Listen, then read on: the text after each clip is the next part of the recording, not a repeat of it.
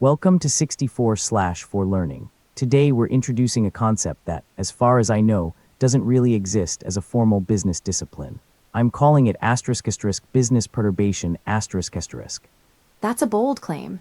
Every consultant already talks about trends, SWOT analysis, market intelligence, competitive analysis, and risk management. What's actually different? Those tools mostly ask, what do we know? Business perturbation asks, what has changed that shouldn't have? That's a subtle difference. It's actually a massive difference. Imagine putting a telescope on your business, your competitors, your suppliers, and your customers. You're not looking for the obvious. You're looking for tiny deviations in their normal behavior. So you're not searching for answers. Correct, you're searching for disturbances.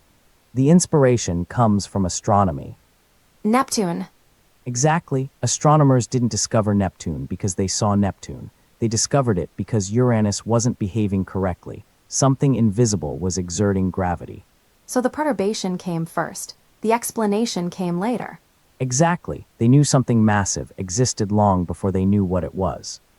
Business usually works backwards. Companies wait until the announcement is public. And that's already too late. Imagine 3 neighboring landowners. Joe, Bob, and Jill. Joe wants to sell. Not unusual.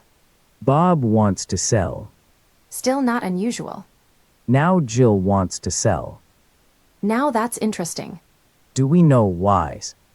No, Do we need to? probably not. Exactly. We don't need certainty to begin paying attention. Most AI systems immediately ask, is it a data center, a highway, a warehouse? Classification. Wrong first question. Then what's the first question? Has the market been perturbed? That's it. That's it. Think about the famous canary in the coal mine, Everybody talks about identifying the gas. which completely misses the point. The bird's dead. Exactly. The protocol isn't stand around debating methane versus carbon monoxide. The protocol is leave the mine. Diagnosis comes later. Action comes first. This is where business perturbation differs from SWOT. How so? SWOT is largely a snapshot.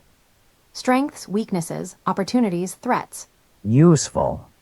But static. Perturbation is dynamic. It's asking whether equilibrium has changed. It also differs from Bayesian reasoning. That's a dangerous statement. Bayesian reasoning updates belief based on evidence. Correct. Business perturbation doesn't begin by asking, what caused this? What's the first question? Does this warrant investigation? The explanation updates over time. The decision to investigate happens immediately.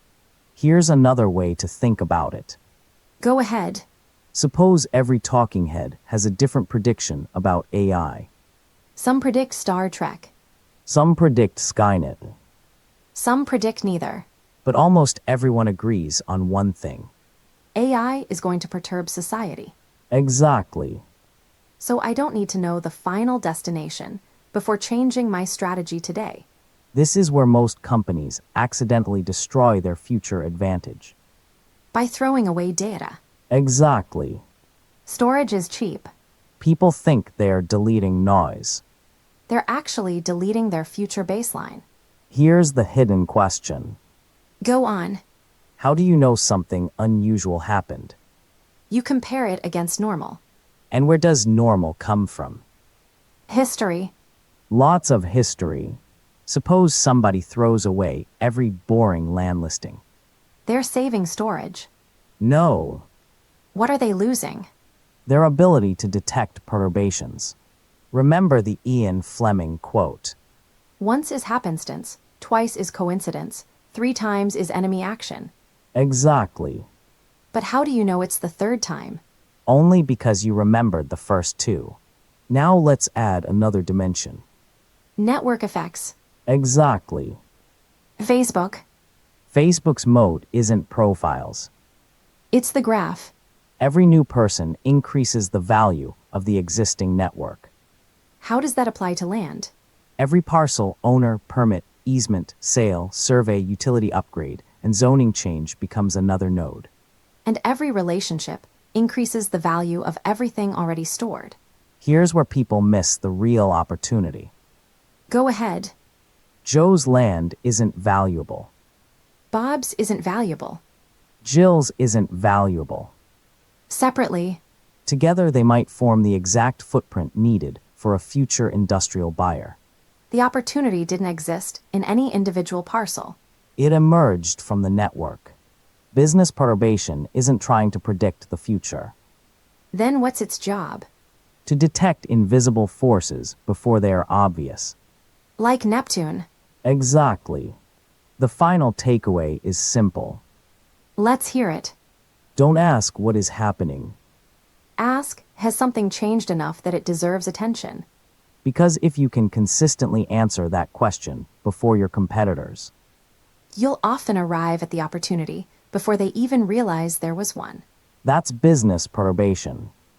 Not predicting the unseen, Recognizing the effects of the unseen. and then letting investigation reveal the rest.